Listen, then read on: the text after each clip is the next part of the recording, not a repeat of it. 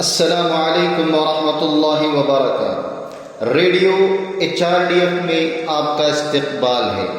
حضرت شیخ سعدی رحمۃ اللہ علیہ کی کہانیوں کا مجموعہ جو پورے عالم میں مشہور ہے گلستان کے نام سے، اس میں ایک کہانی کچھ اس طرح ہے۔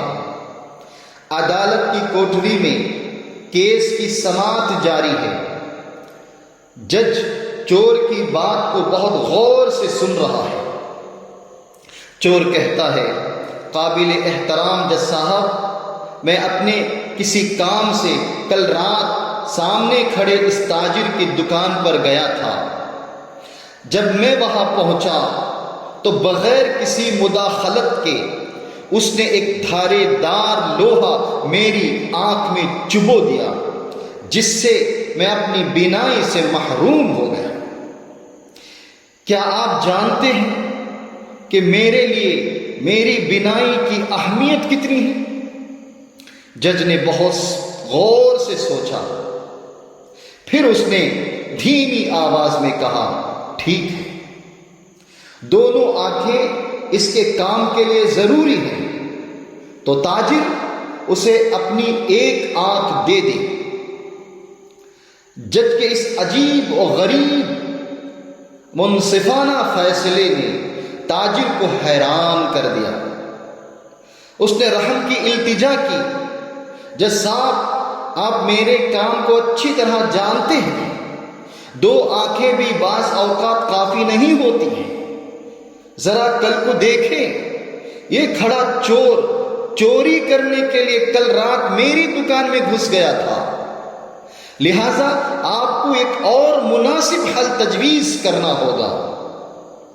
یہ سن کر اجلاس میں موجود علماء کہتے ہیں، اگر وہ کسی چور کو اپنی آنکھ دے دے تو اس کی تجارت پر اثر پڑے گا۔ اس قسم کا فیصلہ اس عدالت سے نہیں آنا چاہیے۔ اس بات نے جج کو دوبارہ سوچنے پر مجبور کر دیا۔ تھوڑی دیر بعد اپنی داڑھی کھجاتے ہوئے جج نے کہا، ہاں، لہذا ہمیں کسی ایسے شخص کو تلاش کرنے کی ضرورت ہے جو صرف اپنی ایک آنکھ سے کام چلا سکے اور اپنی دوسری آنکھ اس چور کو دے دے۔ مثال کے طور پر، اگر کوئی شوٹر یا تیر انداز اپنی ایک آنکھ کھو دیتا ہے تو یہ اس کے کام کو متاثر نہیں کرے گا۔ یہ کہانی 800 سال پہلے ایک فارسی مفکر حضرت شیخ سعدی رحمۃ اللہ علیہ کی لکھی ہوئی کہانی ہے، لیکن اب ہم سمجھ گئے ہیں کہ یہ صرف ایک کہانی نہیں ہے۔ آج ہماری زندگی نہ صرف عدالتوں میں بلکہ میڈیا اور رہنماؤں کے بیانات اس کہانی میں جج کے اس قسم کے انصاف کی طرح بھرے پڑے ہیں۔ اس کہانی کے جج کا انصاف کہیں زیادہ بہتر ہے۔